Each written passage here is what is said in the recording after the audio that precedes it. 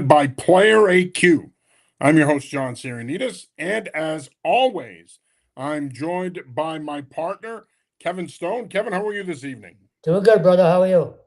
I'm doing all right. Just chugging along here as we're full bore into football season, and high school's kicked off this weekend.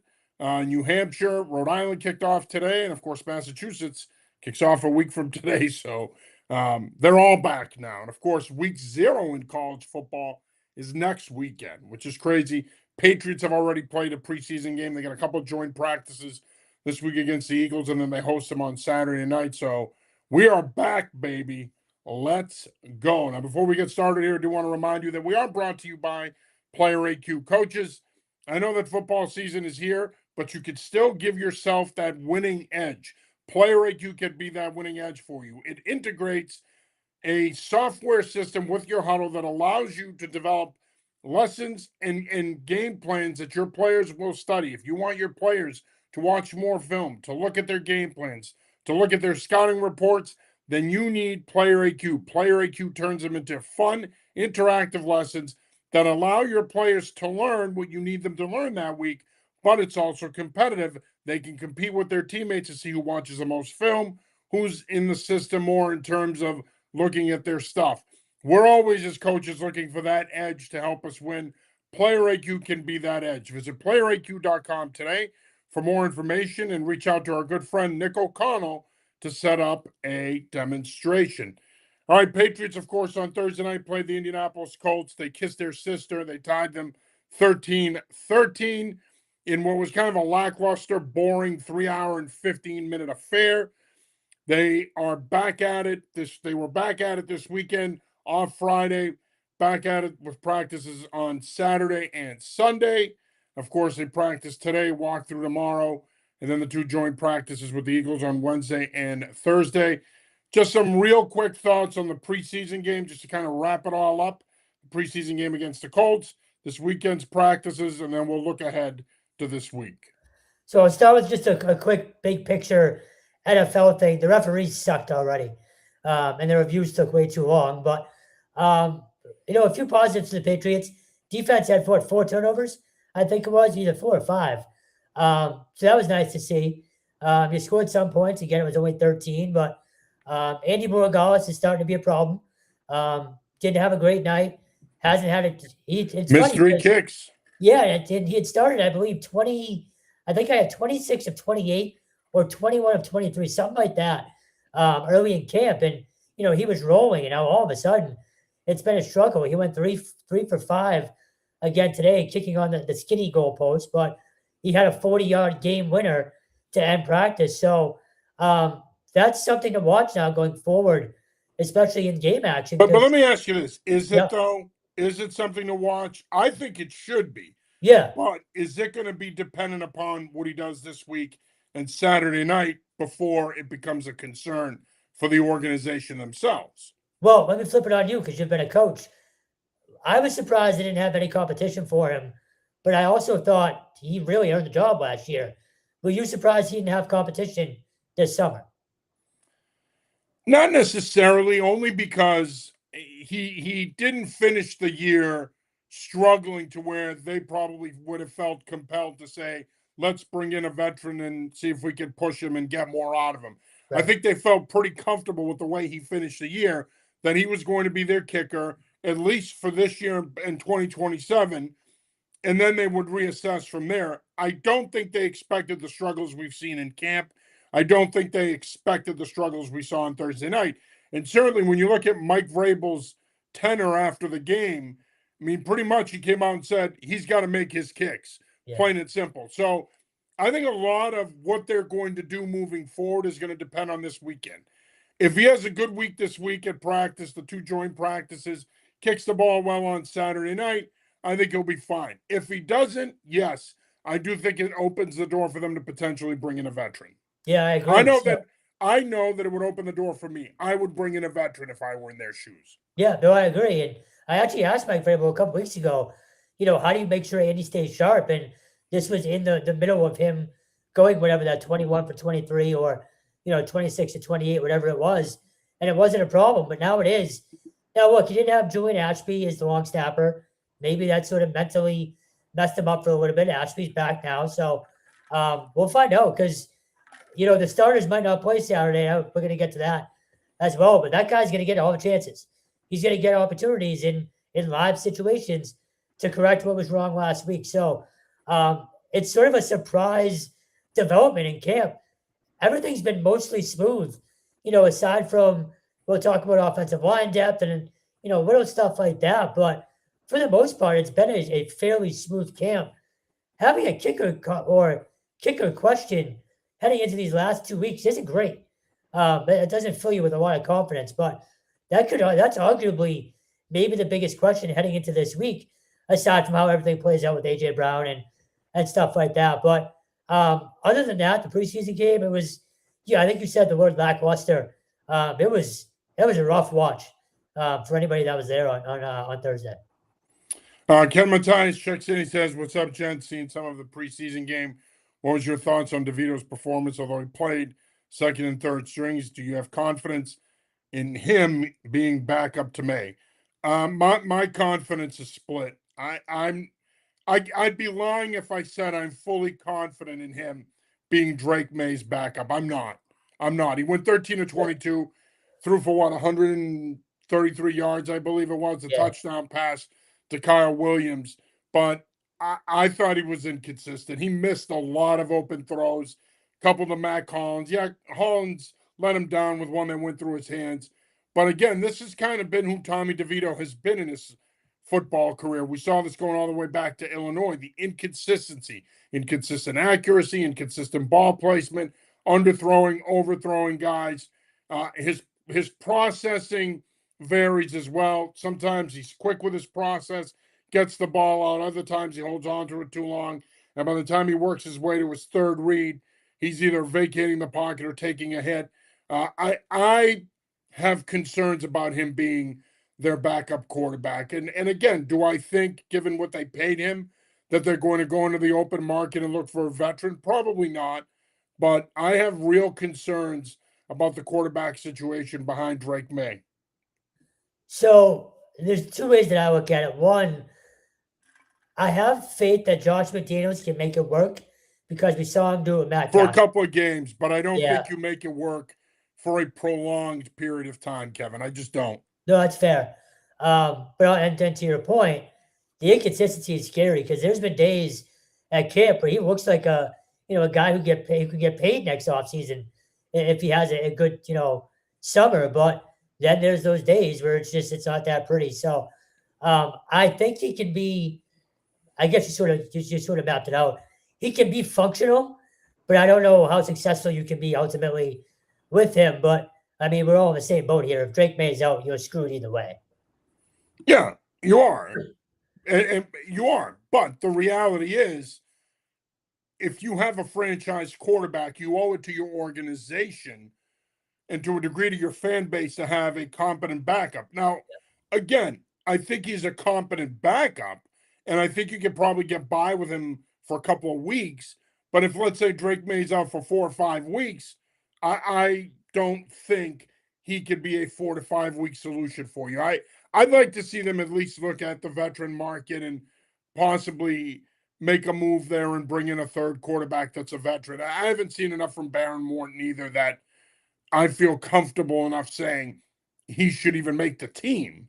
I mean, he is what he is. I think a lot of his strengths are intangibles, high IQ, locker room, leadership, good physical tools, but not elite, not great. And I think at this level, even with your second and third string quarterbacks, you want some elite traits physically.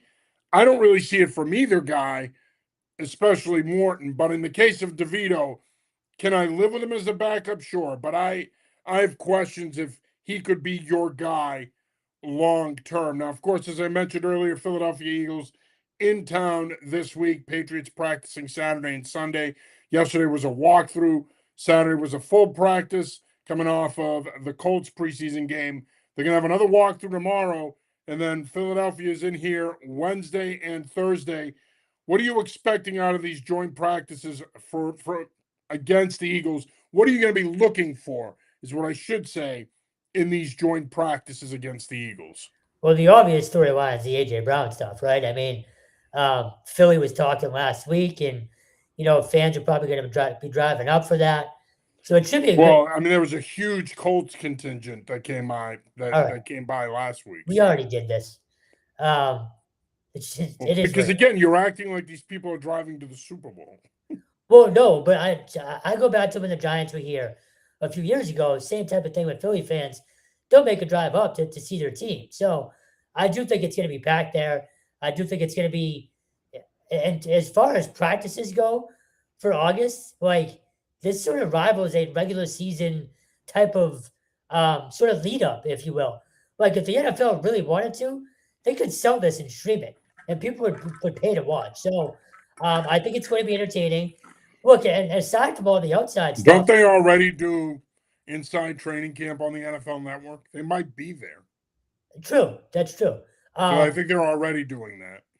That's fair. But they don't. I'm saying like air the entire thing live. They'll have like interviews and stuff throughout the day. But either way, um, these are theoretically two of the better teams in the NFL that should be Super Bowl contenders. So it's a good litmus test for the Patriots as well to see where you are in your summer development, if you will. So there's a lot of questions that are going to be answered. Can the Patriots run the ball against the Philadelphia Eagles? The run game has not been great.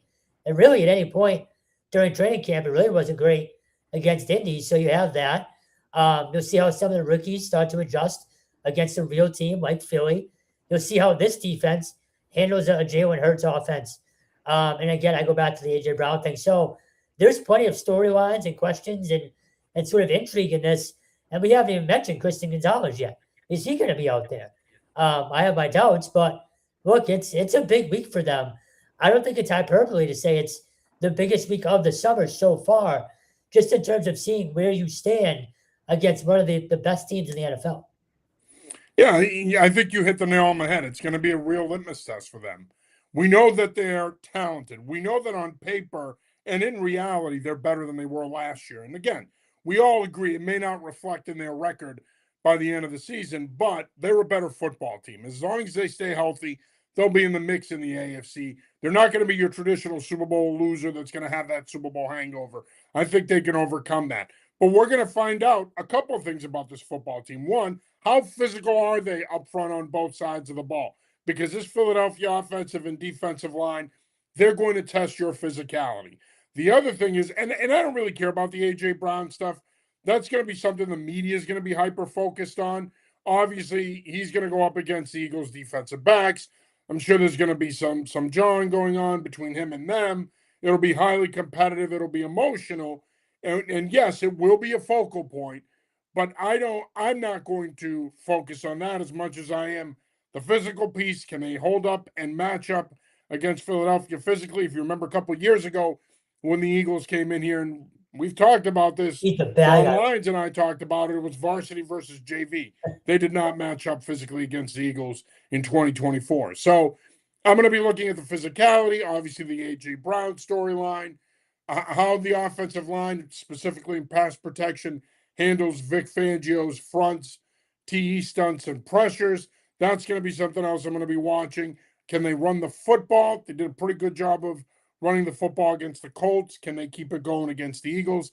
So those are some of the areas that I'm going to be watching. And this secondary is going to be a real challenge for Drake May as well. So is he going to be able to hit open guys and challenge what is a very talented secondary that features Quinyon Mitchell and Cooper DeJean? So I think it's going to be a good test for him. I think it will give us an idea, a pretty good idea of where this football team is. So I think that there's a lot that could come out of it. So I know Vrabel hasn't or is very much against fighting and said guys will get kicked out.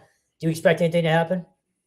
Yeah, they might be. Yeah. But I mean, again, the fighting thing at training camp is stupid to me because I feel that I understand, and I've coached in plenty of scrimmages and have done plenty of preseason stuff in my career. Granted, that was high school and small college, but tempers do tend to run high, and guys want to prove themselves, and they come into these things with a chip on their shoulder, and there'll be some of that for sure. Yeah. But I think if you really want to get a good work day in on Wednesday, a good work day in on Thursday, and the weather could potentially be a factor on Thursday.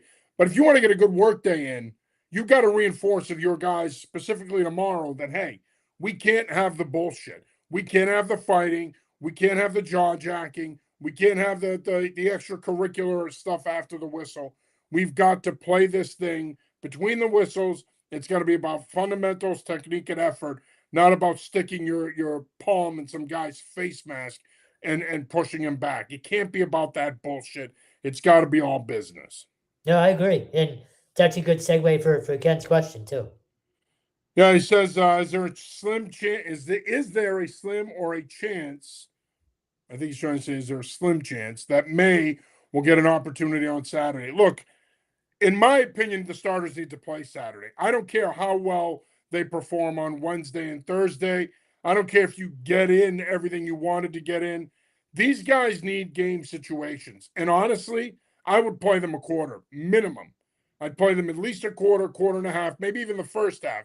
That's probably pushing it, but I would try to get 4 or 5 series out of them potentially. You can't not play these guys on Saturday. They got to play. Sit them against Cleveland the following week. I don't really care. But in this game, especially given the caliber of the opponent, they've got to play. You've got to let them get into game shape. Practice helps you, but it doesn't get you into game shape. Playing in games prepares you to be in game shape for the season. They got to play on Saturday night, So I including agree. Drake. Yeah, I agree. And I asked Mike Vrabel that today. I really asked him, does this week determine whether guys play Saturday or is it already decided before the week even starts? He said, no, we'll see how it goes this week. But you are going to have, he said, upwards of 28 to 30 reps for those number one guys this week. So and I wrote this today at anyfootballjournal.com. It's a tough decision because, yeah, I'm with you. I want those guys to ultimately have to, to be under bright lights and to play a real game. But you also can't take that risk of having guys playing a meaningless game and get hurt. So it's for sure a fine line. I'm with you. I'd like to see a quarter no matter what happens this week. I also asked Will Campbell and Mike on Wonder, and Will Campbell very diplomatically said, it's not my call.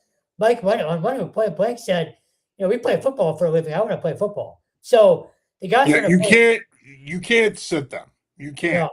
No. And I think that this whole idea of being concerned about injuries and all this other BS, look, they can get hurt at practice. They can get hurt in the weight room. They could slip on a banana peel walking to the team dining hall in their beautiful new $95 million facility, fall, crack Yeah. a femur, and then their season's over. I mean, they could get hurt anywhere. And I'm glad on one who said what he said yesterday because he's 100% right. Yeah. They're there to play football. They have to get into game shape. You can't put them in a bubble all preseason because here's my feeling. Okay, if you're not going to play guys in the preseason, then get rid of these stupid games. Don't play them. If all you're going to do is practice and then prepare to play in your opener, then just do that. But if you're going to have preseason games, then inevitably your starters have to play in at least one of these. If you're not going to play them, then don't play them at all. So let me ask you this: that third preseason game, we all think of it as a throwaway. Let's just get to the regular season. But because you have that extra week, do you feel like they might want to play them closer to the regular season now? Like, could that be a They thing? might. They might. Yeah. And maybe that's their plan. Maybe they don't play as many of them on Saturday night and play more of them against Cleveland. Yeah. They could, which is fine. I mean, I don't care how you do it. They just have I to just play. want to make sure that the starters get a fair amount of game reps between now and that Seattle game.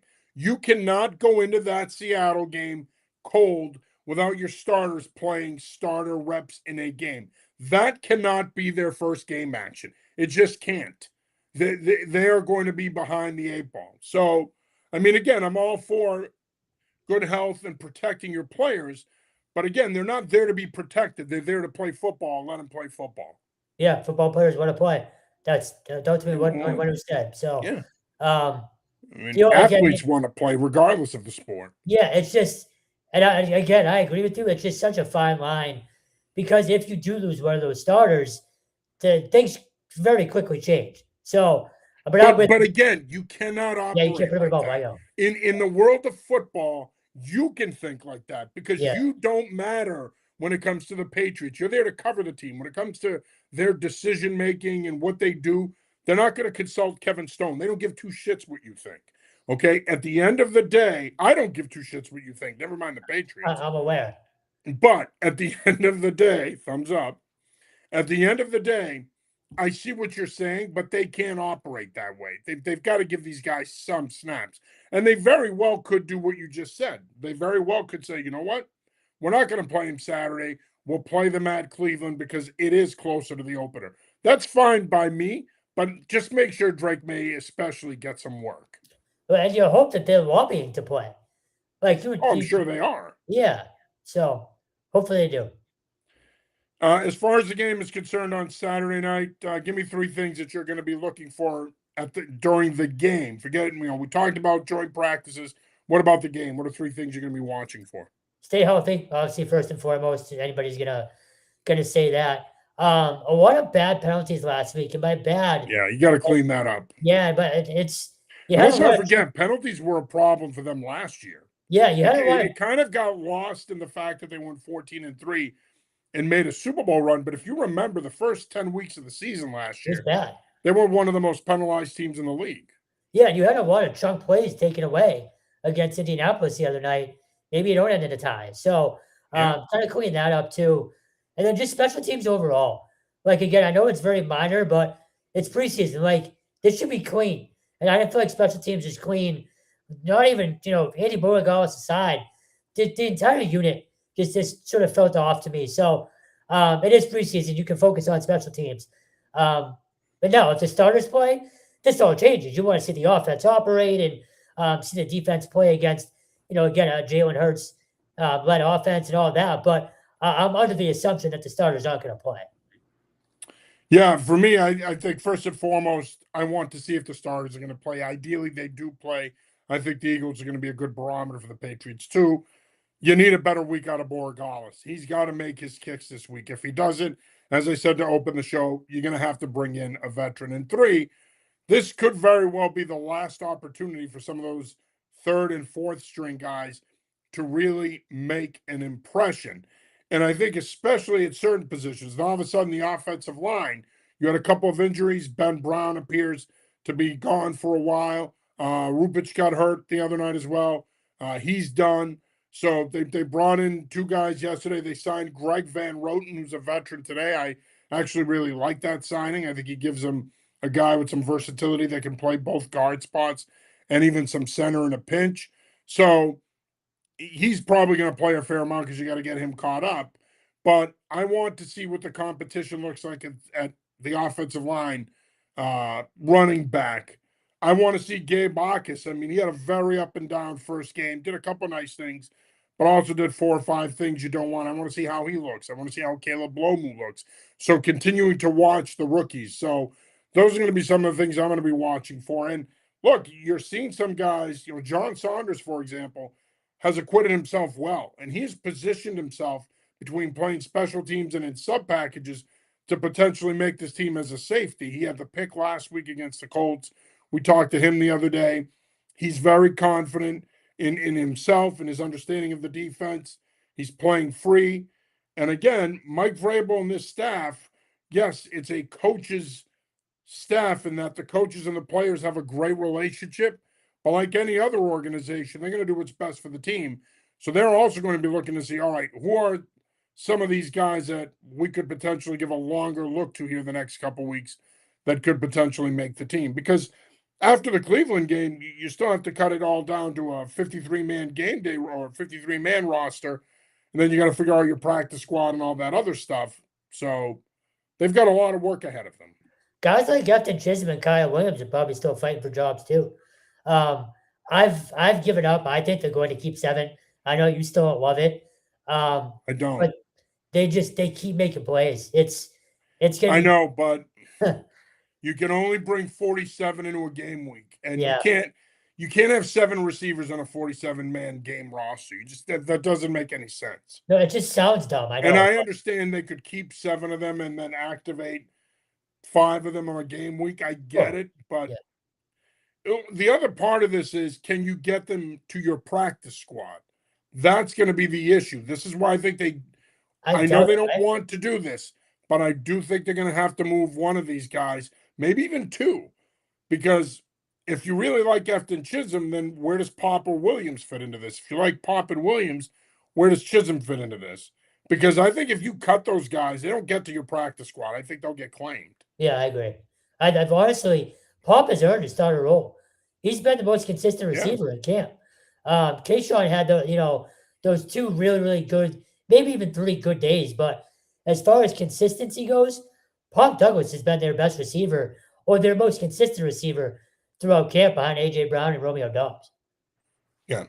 No, it'll be interesting. They've got some interesting decisions to make here in the next week or two. And in a lot of ways, I think these joint practices are going to paint the picture for us as well in regards to this receiver picture and where everybody fits in. You are watching / listening to the New England Football Show presented by PlayerAQ. I'm your host, John Sarianides. As always, I'm joined by my co-host, Kevin Stone. Just want to remind you, coaches, high school football is already underway here in New England. Massachusetts kicks off next week. If you're looking for a product that's going to give you that edge and help you win football games, PlayerAQ is that product. It syncs with your Huddle account to allow you to create fun, interactive lessons for your players that will help them watch film, study their weekly game plans, and their playbooks. Visit PlayerAQ.com today for more information and set up a demo with our good friend Nick O'Connell. He will walk through everything with you and help you set up PlayerAQ. And once that happens, you will see a difference in your football team. You will see results. Visit PlayerAQ.com today for more information. All right, Boston College, I should say, as I stutter along here. Boston College had an in-stadium scrimmage on Saturday. Reports coming out of the Heights are that Mason McKenzie looked pretty good. Jaden Skeet looked pretty good. The offense moved the ball fairly well, but the defense also made their fair share of plays, including a pick 6. Offensive line continues to grow, even though they had some issues with the Eagles' defensive front, which, as we saw a week ago, is very good, is talented, and is going to be a problem in the ACC. But by all accounts, the offense made a lot of progress in this scrimmage, specifically quarterback Mason McKenzie and the running game. And because of that, I think we could start to feel a little bit better about the direction of this offense as we go further along here in camp. In fairness, you and I didn't freak out after that first bad week. So I felt fine about the offense since they put it together. You know how I feel about this team. I love the idea of just having so many guys on prove-it deals, for lack of a better term, and guys that want to show that they were overlooked. So I think the offense is going to be good, but I also think this defense is very, very good, and it's making life hard on the offense early on. We talked about this last week. Defense is always ahead of the offense early in training camp. So the offense is now getting its feet under them, and there's going to be another in-stadium scrimmage on Saturday that we will be at. That's when now you're looking at 2 weeks before the opener. Now you're really starting to see, and you can speak to this. We'll probably see a little bit more install. We'll see maybe more of what they want to be as a team. September 5th is coming up very quickly. So these scrimmage days on Saturdays, they're huge dry runs for them. So it's good they got that first one out of the way. And it was good to hear that, obviously we were at Patriots training camp, but it was good to hear that there was back and forth. We talk a lot about that. You always want to see the back and forth. You never want to see one side dominate too much. So I am confident in where this team is headed. But we're going to see it for ourselves again on Saturday. And again, we're 2 weeks out now, basically, from that opener. We're going to start to learn a lot more, I think, between this week and next week about this team. Yeah, we are. And again, the good thing for Bill O'Brien and the staff is they're not playing a week 0 game.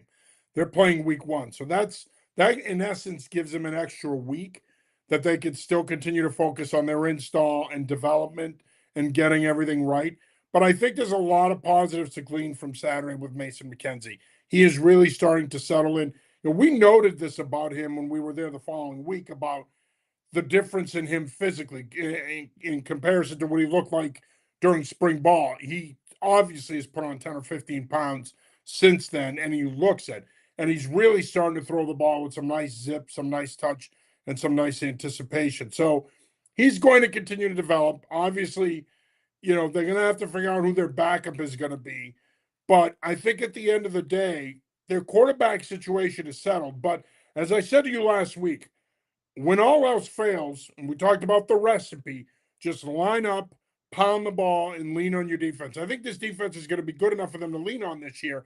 And I think this running game with Dickens and Ray is going to be exceptional. And then you add a Bo McCormick and a Mekhi Dodd that give you a different look and a change of pace aspect to things. And this running game, now you're talking about a four-headed monster, if you will. Any one of those guys can make a big play on any given touch. So I love their running game, and I think it's going to help this offensive line immensely, especially early on. It's going to help them get off the ball and get on people. And once they get comfortable, I think it'll show in their pass pro. But if your quarterback play isn't great this season, it's not the end of the world because, again, you're going to have a really strong running game. But the good news is I do think that the quarterback play is coming along, which is huge. And look, this, having covered the program now for a long time, they've had some consistency issues at the quarterback position since we've covered this program. They haven't had consistent starting quarterback play. You hope Mason McKenzie can be that for them. That might be the biggest understatement you've ever had. Yeah, no, it's been, to say a revolving door at quarterback is putting it lightly. I mean, look, we covered the days of Dennis Grosel. Like, that's how far back we're going now with not having great quarterback play. And just speaking of the running game, though, I've been maybe not surprised. I guess surprised is the right word at how much I think they're going to use Mason on the ground. Um, and it's not, Bill O'Brien worked with the greatest pocket passer that ever lived. You don't necessarily think of, him, and I know he worked with Bryce Young, but you don't think of that type of offense with Bill O'Brien. But I do think you're going to see Mason McKenzie running the ball, maybe even more than people sort of thought when they first signed him, too. Yeah, it's a possibility. I mean, look, I don't think they're going to be some type of a zone read team where he's going to read it on every play and either give it or pull it. I think in certain situations, you very well could see them run him and run the football with the quarterback. But again, I think it's going to be very situationally based. I don't think it's going to be a big part of their offense. And another thing you got to keep in mind is he's better when he's running around making off scripted plays versus, all right, we're going to get him in gun and we're going to run quarterback stretch with him. I don't think you're going to see a lot of that. I think it'll be in there. I think you might see a quarterback stretch, a speed option, a zone read. You might see a sprinkle of that, but ultimately, I don't think he's going to be a big part of their running game because, quite frankly, it doesn't need to be. With the depth they have at running back and the bevy of running backs that they have, lean on those guys. Lean on those guys and let them do their thing because that's going to be their strength this year, their ability to run the football, control the clock, and make the game easier for McKenzie and the receivers in the passing game. Now, UConn also held a stadium practice on Saturday in East Hartford at the Rent. Our Andy Close was there, and he did his camp visit with the Huskies. Lot to like there. The quarterback competition is still going on between Jake Merklinger, Caleb Osborne, and Tucker McDonald. That is still going on. Running back is a position that had a lot of question marks coming into the spring, especially with the departure of Cam Edwards, who transferred to Michigan State. But the additions of Kenji Christian and Sincere Bowers have proved to be good additions so far, as both of those guys have been very impressive in the running game. And they're going to need, just like Boston College, UConn's going to have some growing pains along the offensive line. Yeah, you bring back Ty Chan and there's some experience there, but there's going to be 4 new starters. And it's been a process in camp so far for offensive coordinator Nunzio Campanile to get these guys on the same page. So I think it's still going to be a work in progress in camp, like Boston College. The Huskies open week 1, so they do have a little bit more time to work out the kinks here in the next couple of weeks. But there's a lot that's still to be decided, and I've said this now all summer. I don't think Jason Candle's naming a starting quarterback until either the week before the opener or the week of the opener. I don't think they're gonna know. I genuinely think this is coming down to that opener. So what's interesting to me is just it feels well, I should say it sounds like the culture has been well established there, but with so many questions, you still don't know kind of what type of team that they want to be. Um, and I don't know if they know what they want to be. To your point, they're gonna have to be a physical team. Everybody will tell you that, but with a brand new coach and only again having 2 weeks till the opener, when do you start to kind of know your identity, or can you not know it? Again, you can speak to this far better than I can. Can you win games without knowing your identity right away out of the gate? Well, you don't need an identity per se. I mean, I think that that's overstated. Mm. You're going to be better in one area than the other. Oftentimes, your quote unquote identity, it depends on your roster and your personnel and what you have and what you don't have. Okay. Now, for the last 3 years, you've had Joe Fagnano, you've had Skylar Bell. They knew they could throw the football whenever they wanted. You also had Cam Edwards and really good offensive lines that allowed you to run the football to set up your drop back passing game because you can play action, you can push the ball down the field vertically. You had everything at your disposal at all three levels of the passing game. As far as what their identity is going to be, I mean, again, I think everybody's identity in a perfect world, ideally, everybody wants to run the football. And once you're able to do that and set a physical tone, it opens up the rest of your playbook. And I think that UConn is no different than anyone else. I think Nunzio Campanile, he's a Northeast guy. He understands that if we're going to win football games in East Hartford in November, we got to be able to run the football when the weather starts getting colder and it starts turning. And so if you coach a team up here, your identity has to be based around your running game because of the weather and how it can change and how it can affect your ability to play and win football games. So I would say, and look, when you go back and look at Jason Candle's teams at Toledo, they ran the football pretty well. They were routinely top 5 in the MAC in running the football. So running the football is going to be a priority. I do think that's going to be their identity. But we're not living in a world anymore where we're running the wing T or the wishbone triple option here. Teams aren't going to run the ball 80, 90% of the time. It's probably going to be more 60-40 pass to run or 55-35, whatever percentage breakdown you want to use. The bottom line is teams still want to throw the ball a lot. But in order to be successful offensively, you have to run it. And I think that Candle and Campanile, they're going to want to run the football. That's going to be their focus. And we talk about it every year, but it's true. They got to take advantage of their home schedule. That places a real home field advantage. It's turned back into one, I should say. They got to take advantage of home games this year too. Absolutely. To quote the great thespian of our time, Kevin Stone, 100%. UMass has also been grinding away at training camp. They practiced today. Joe Harris-Simiak met with the media. Ezekiel Altman was there for us. And, UMass is kind of humming along here. And we talked about Pop Watson last week and what his thoughts were on his role in the program and what he's envisioning for this offense. But the defense, in my opinion, is going to be the key for this team. And I think, look, your last two head coaches have been defensive head coaches, Don Brown, Joe Harris-Simiak. I think if you're going to turn this program around and help it be competitive on a year-to-year basis, it starts with your defense. They haven't really run the ball worth shit for years now, since Alice Merriweather a few years ago. So the last 3 years, it's been a struggle to run the football, okay? And again, I know, I get it. I'm an old school O-line guy. I'm an old man. Run the ball, play good defense, blah, blah, blah.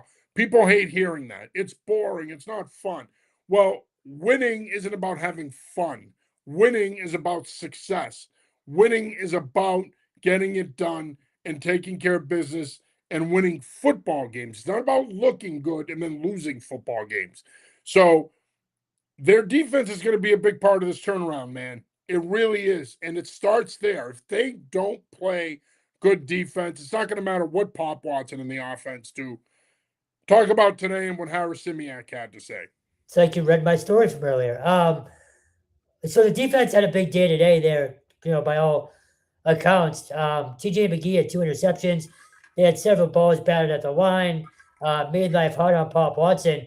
And I basically wrote what you just said.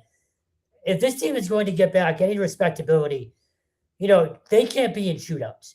I don't care if Pop Watson is throwing to Joe Griffin and T.Y. Harding and has a bunch of weapons. The defense is going to have to get off the field, and you're going to have to win games 24-17, something like that. UMass is not going to win games 45-42.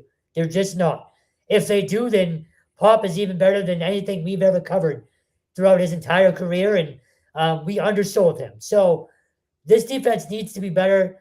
They need to make sure that UMass doesn't have to, again, put up 35, 40 points a game. So by all accounts, it's gelling very quickly. And that's not easy with this many new faces. But McGee talked about it today, and you know this. He said if you know a guy personally off the field, you're going to go differently for him. You're going to play harder for the guy next to you. And I don't think that's been the case for the last few years at UMass. And this isn't to say that everybody on that team is, been all for themselves. And, we know plenty of kids on that team that we cover in high school that are true team guys. But if that unit is going to be different and they are going to win games, they have to be a fully functioning, on the same page unit. And it sounds like they are. Look, I don't want to say it, but I'm starting to buy in already. They're saying and doing all the right things. You are such a I know it's bad. You really are. You no, are look, so easy to so, swing. In fairness, I mean, honestly, I'm already buying in. And so, to since you're buying in, an give us extent, an early prediction on how many games you think they're going to win. It's not set in stone. See what I did there? It's not set in stone. But if you're going to go out on a limb, give us a prediction here. How many games are they going to win this year? Since you're buying in already. 4 to 5. Okay.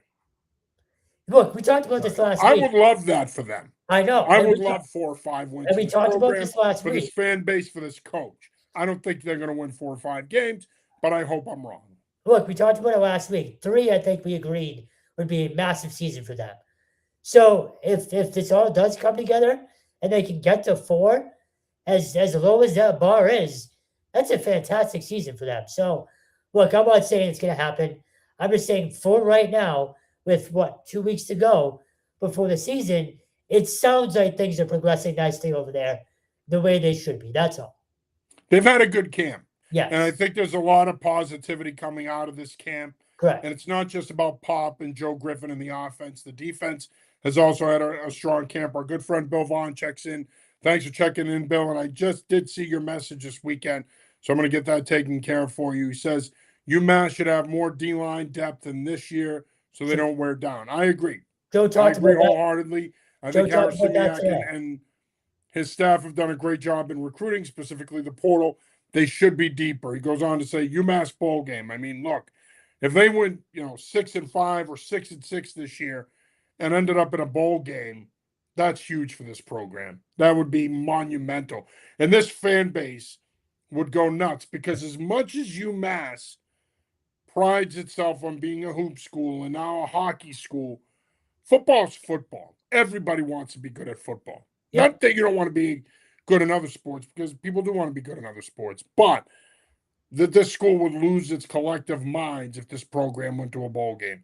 I think it would be tremendous for them and the program. I think just having meaningful games in November, the fan base will lose their mind. Yes. We all want that. I just don't know after years of being this bad. I'm not sure you could flip the switch that easily. That's all. No, I hear you. They definitely have to prove it. But again, for right now, what we have to go off of, it seems like things are moving in the right direction over there. They are. As far as college football in the area, URI had a scrimmage on Saturday. They're going to have their mock game on Friday. Hard to believe, but week 0 is next weekend. Not this weekend, but the following weekend. URI, Merrimack, Bryan, Stonehill, they all open next weekend. So it's crazy. And a lot of those schools now in their last week of camp before they start their game prep for their week 0 opponent. Again, URI is going to have a mock game on Saturday. On Friday rather. That will mark the end of training camp, and then that's going to lead to them preparing for Merrimack. And as I mentioned, Bryant will also be doing the same thing, as will Stonehill. So all of those schools are essentially wrapping up camp right now. Ivy League schools are going to begin camp later on this week. So, of course, we had Ivy League media days last week. Some really good stuff came out of that. Brown head coach James Perry talking about the senior leadership, James Murphy, Max Mello, the offense and the defense. This is a team that the last couple of years has shown a lot of improvement, Brown, but the hope is that they could take that next step. And of course, as we know with Brown, despite graduating some talented players, the Bears always have some really good skill there, so they should be in the mix. Kevin Cahill talked about upholding the tradition at Yale and taking the torch from Tony Reno. Yale, of course, is the preseason favorite to win the Ivy League. Should they be? Do you think they're the best team in the Ivy League? They got my vote. I'm lucky enough to be a voter, and yeah, I had them in Harvard 1 and 2. The way it's been, I feel like since we started this site, and just on both URI and Yale, real quick, the AFCA coaches preseason poll came out today. URI is 8th in the country to start the year, so they are no longer flying under the radar. We joked last year about them talking national championship. Now the country is talking about them as true contenders, and I believe Yale was 18th or 19th in that poll as well. So a nice little nod to those two programs to start the year.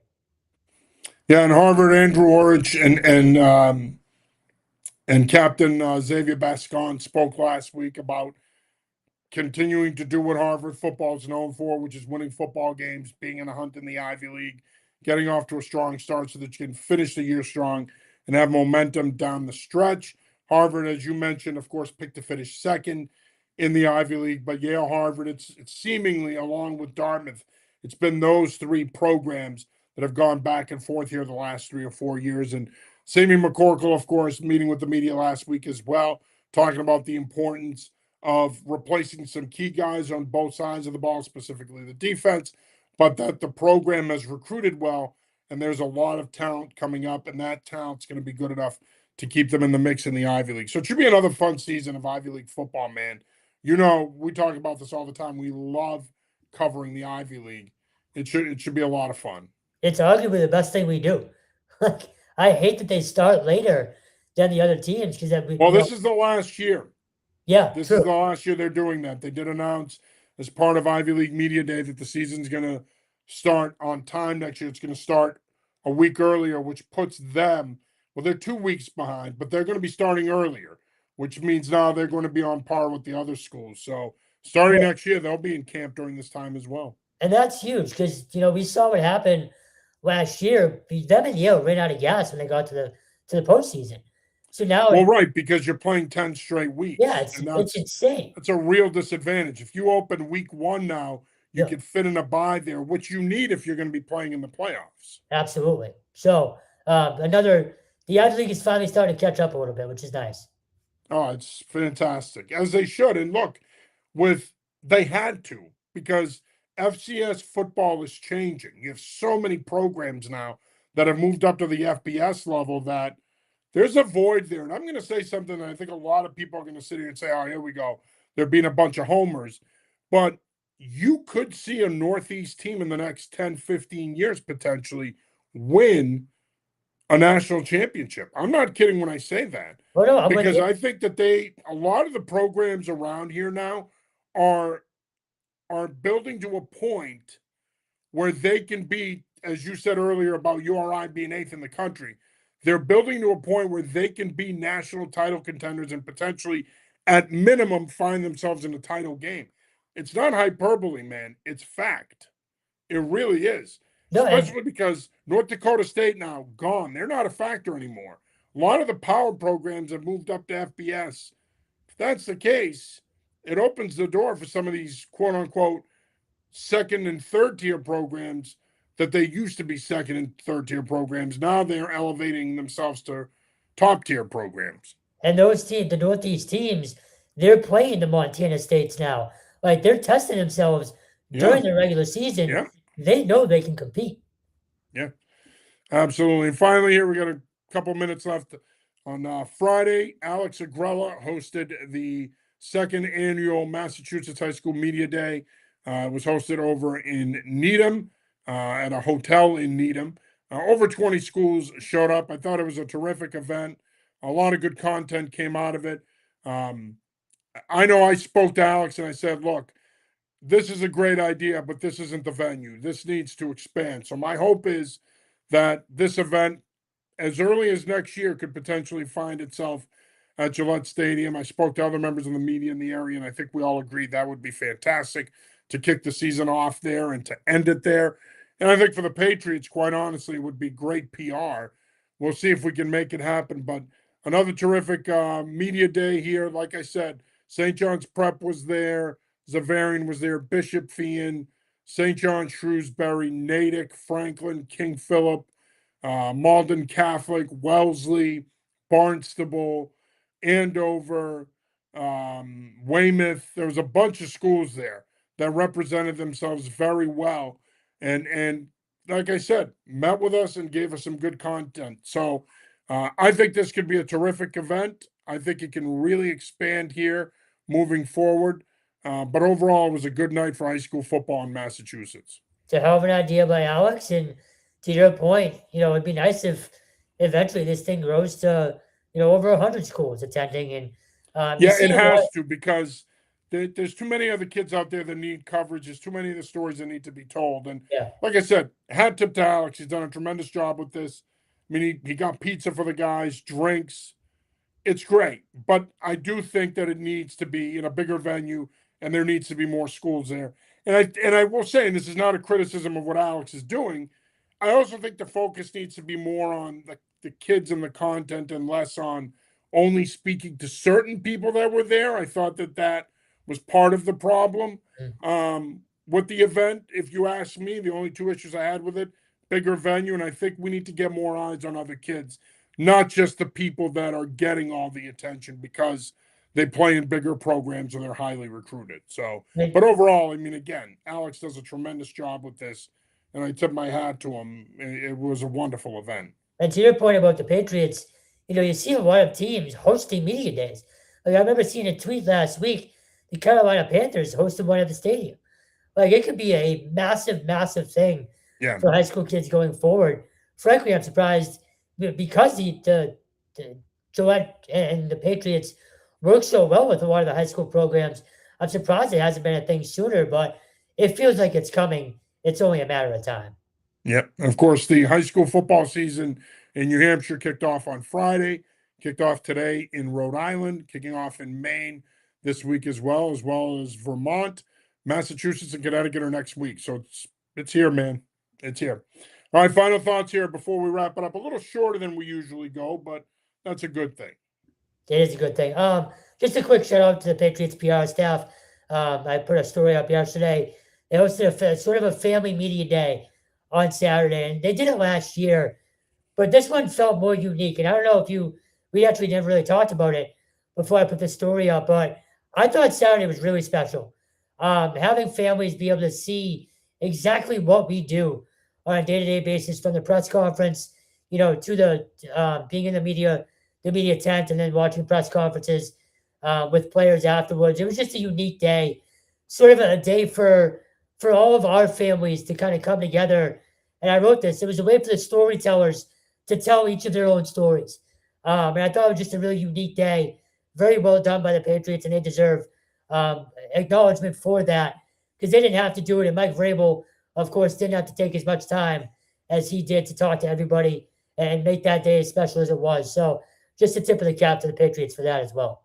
Yeah, I second that. And great job by Stacey James and the communications department, the entire staff there, the culinary staff, everybody. I mean, it's a first class event, and I think it shows you that they genuinely care about the media group there, and they want to show their appreciation. And I mean, again, I know my wife and daughter had a good time, and we had a good time there on Saturday. And I think it's an important event, and I think you hit the nail on the head. It shows our families what we do there on a day-to-day basis and how things work up there. And I think it's a unique look. And in a lot of ways, I think, particularly for those of us that have kids, I think it's a great opportunity for them to also do something that a lot of kids don't get to do, which is get behind the scenes and see the inner workings and, meet Coach Vrabel and meet the players. And so it's a terrific event. And like you said, I mean, I had tip to Stacey James and the Patriots for